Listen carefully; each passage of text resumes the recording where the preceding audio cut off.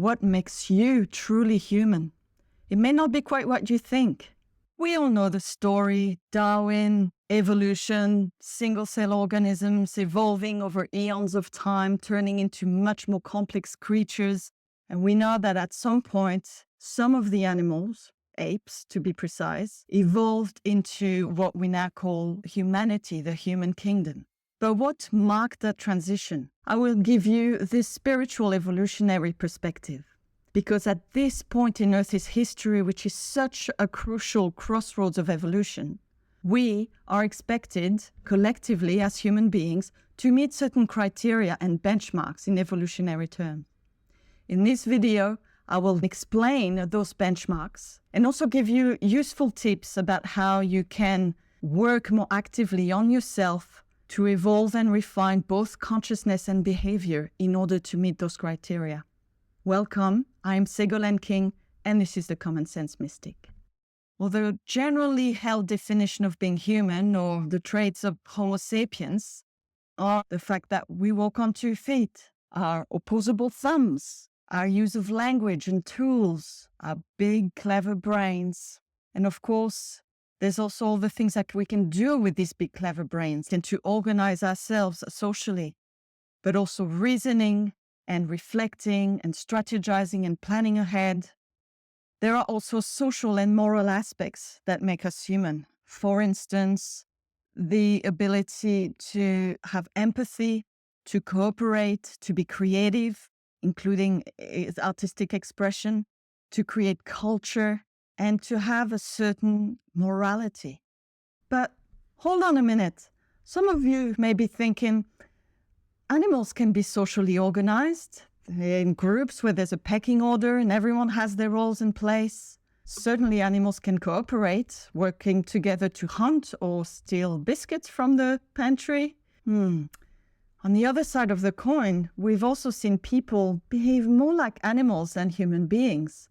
They might be cruel, very self-serving, very selfish, very controlled by their survival needs, their fear, their lower urges. So intuitively, we know that there are certain qualities which belong more to the animal kingdom and more to the human kingdom. It's even reflected in our language. When we say, oh, he's a pig, or she's a snake, or they're animals, that reflects to us that the way that certain people are behaving is judged to be more of the animal kingdom than the human kingdom. And that's just the thing, because there is a cyclic but also a linear progression in evolution.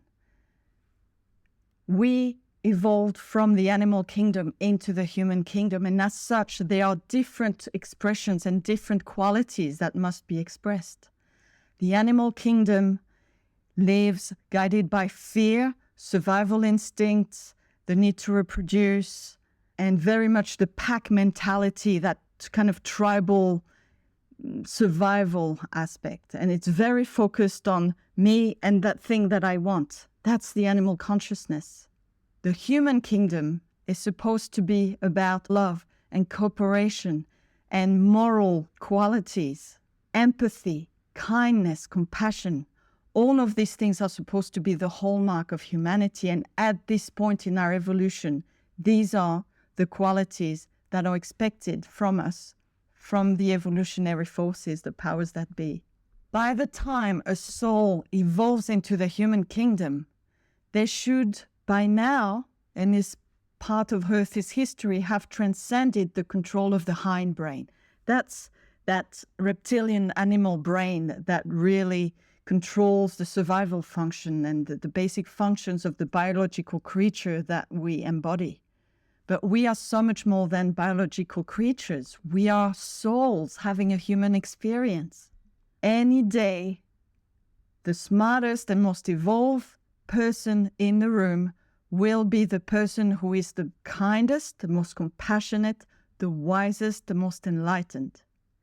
In our current societies, and for a few hundred years now, there's been this worship of the intellect.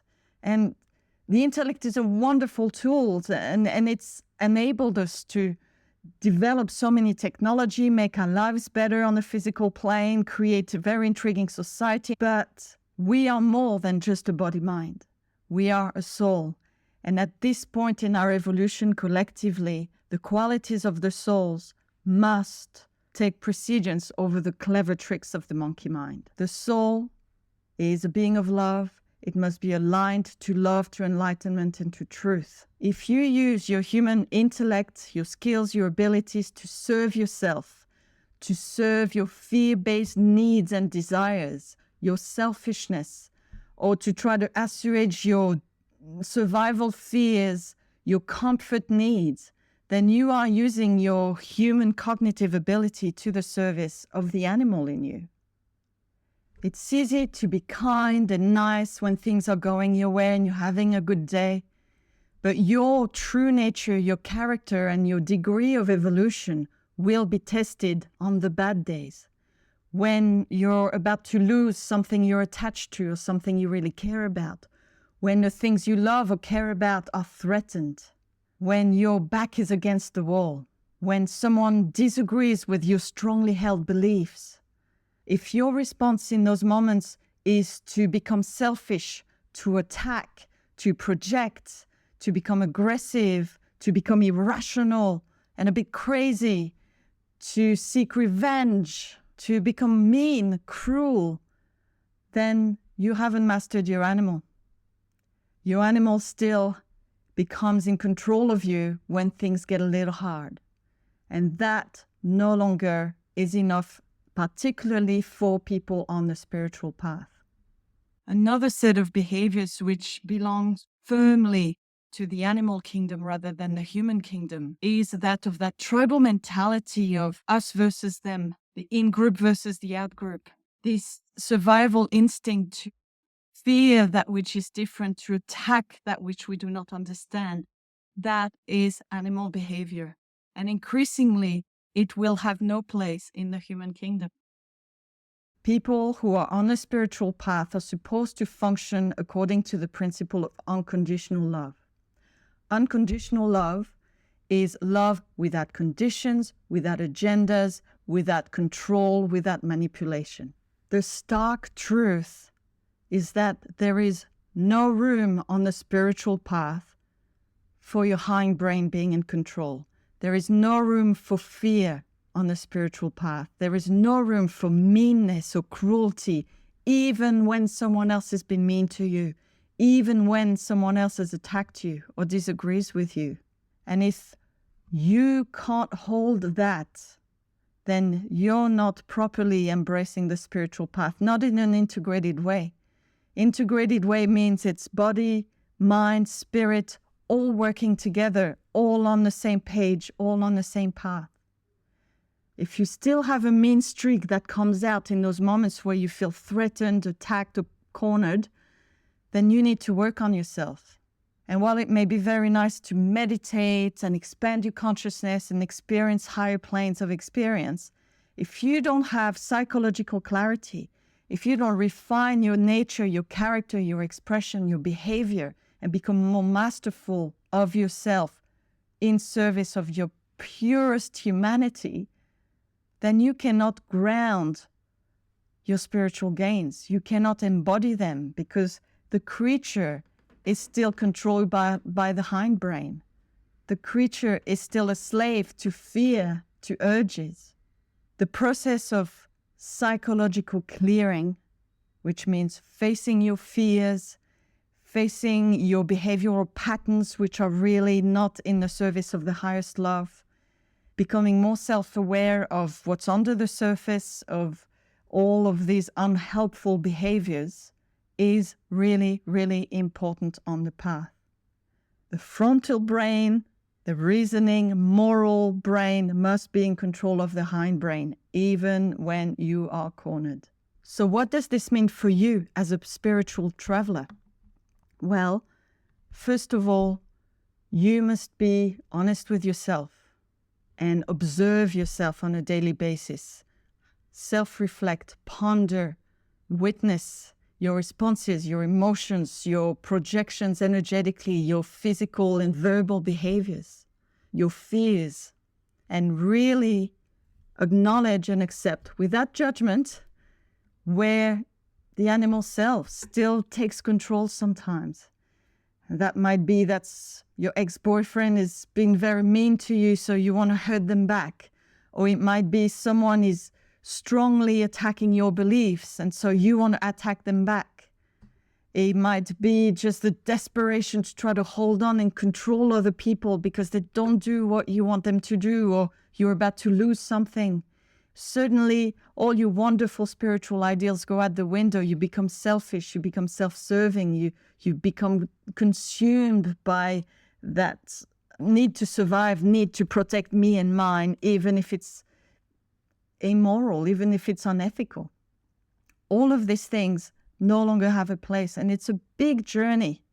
So the first stage is to acknowledge, to see it, to accept it. But remember, do not judge it, because what you judge, you feed, you give energy to the things you judge, and you just make them worse.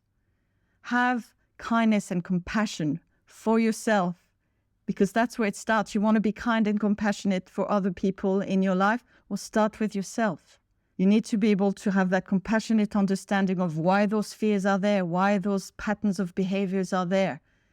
But you also have boundaries with yourself. Remember, kindness is not being a doormat. Sometimes the kindest thing you can do is to give someone a shoulder to cry on and to be warm and soft.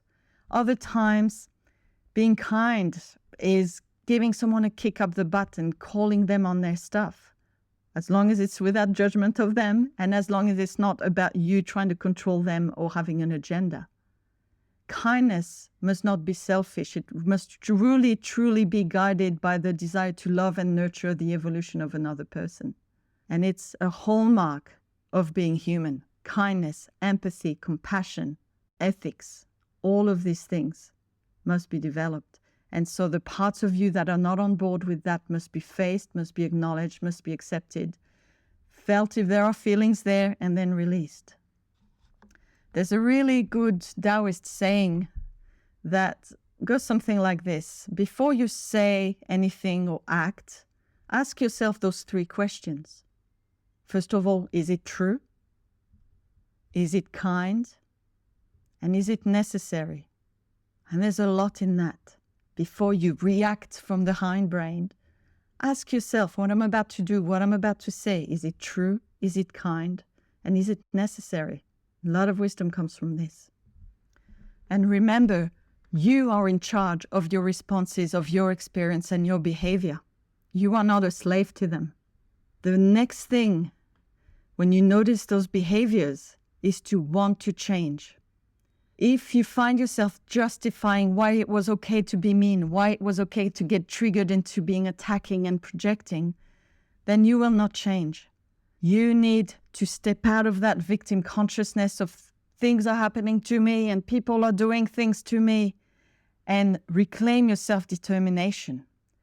Regardless of what happens around you, you are in charge of yourself, your responses, your thoughts, your energy. And so you have to ask yourself, what kind of person do you want to be? Do you want to react like an automatron, where you just, something happens and you bark back? Or do you want to be in mastery of yourself, to be able to choose that which is kind and true and necessary? Every choice you make will take you either closer to that person you want to be or further from it. And that choice is yours. This is taking charge of your evolutionary destiny. This is true self-determination.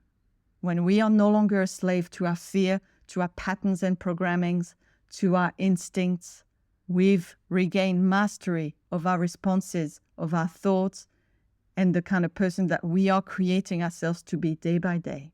Some bad behaviors are just born out of programming and habit.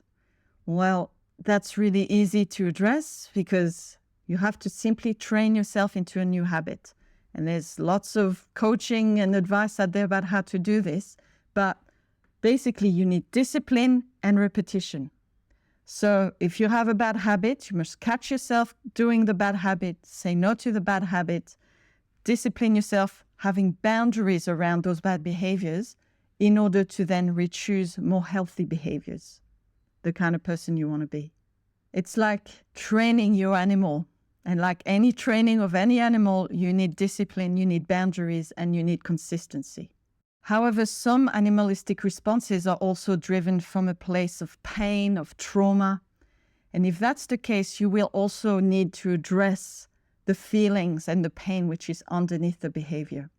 You may seek the help of a counselor, therapist, coach. You need to be with yourself. You need to give yourself time to be with those wounded parts of you, to accept them, to feel what there is to be felt, to let it go. Keep breathing, release everything, and make new choices for yourself.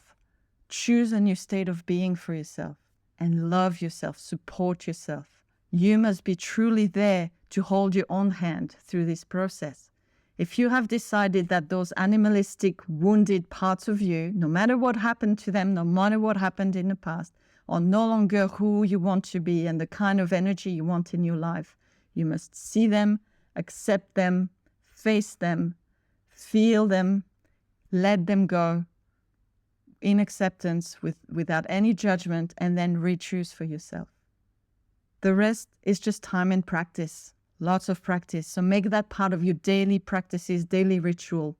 Meditate, allow yourself to experience higher vibrations of love and light and truth, but also really take responsibility for this creature and for refining your nature, your character, and lightening every part of you, including all the way down to the creature level.